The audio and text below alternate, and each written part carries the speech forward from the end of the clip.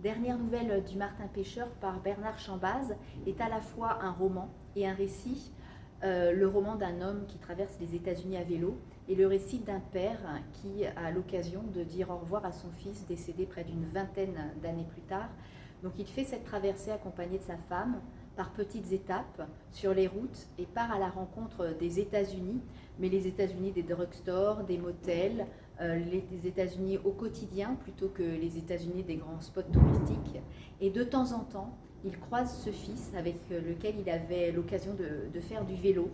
Et c'est également l'occasion voilà, de lui dire, pas vraiment adieu, mais de lui dire que quoi qu'il arrive et quoi qu'il se passe, il l'accompagnera toujours, que ce soit à vélo ou dans la vie. Voilà, pourquoi j'ai aimé ce roman récit, c'est parce qu'il ne sombre pas du tout dans le pathos, parce que c'est un roman tout en retenue et en subtilité sur un thème qui n'est pas facile et qui est esquissé, mais avec une grande précision.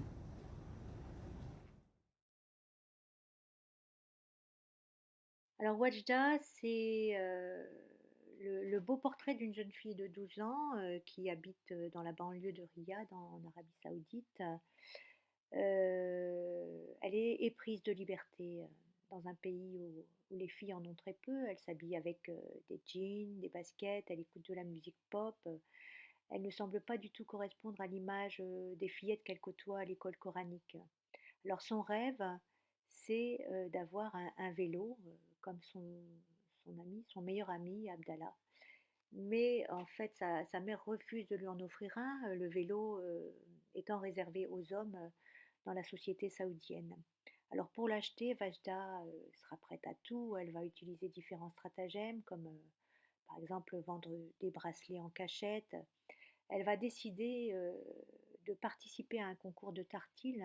Le tartil, c'est un concours c'est de récitation coranique. Et pour elle, participer à ce concours, ce sera aussi une façon de se faire une image qui elle pense, réhabilitera auprès de ses professeurs qui la considèrent comme une fillette désinvolte, un peu hors norme.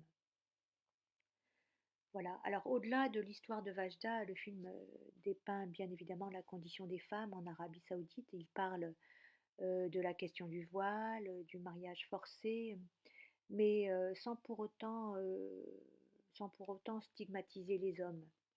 La réalisatrice, Haïfa El Mansour, croit pas du tout aux changements radicaux. Elle le dit dans une interview. Pour elle, l'Arabie Saoudite évoluera, mais peu à peu, cela prendra du temps. Alors son film, c'est le premier film saoudien réalisé par une femme, c'est important. Et alors l'actrice Wahad Mohamed, qui a grandi en fait comme son personnage à Riyad, a remporté le prix de la meilleure interprétation féminine à Dubaï. Allez mémé de Gilles Baume. Allez mémé, c'est l'histoire d'une mémé qui n'est vraiment pas commode. Comme toutes les mémés, elle garde régulièrement sa petite fille.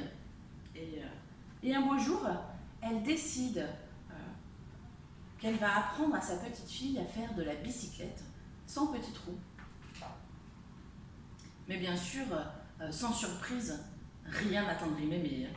Ni les cris, ni les pleurs, ni les chutes.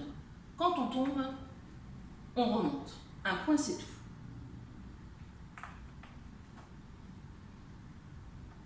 Finalement, la petite fille finit par trouver son équilibre. Et alors, mémé est émue aux larmes. C'est à cet instant que la petite fille comprit que mémé cachait un secret. Voilà, c'est un album où deux générations s'opposent avant de s'apprivoiser et de s'entraider.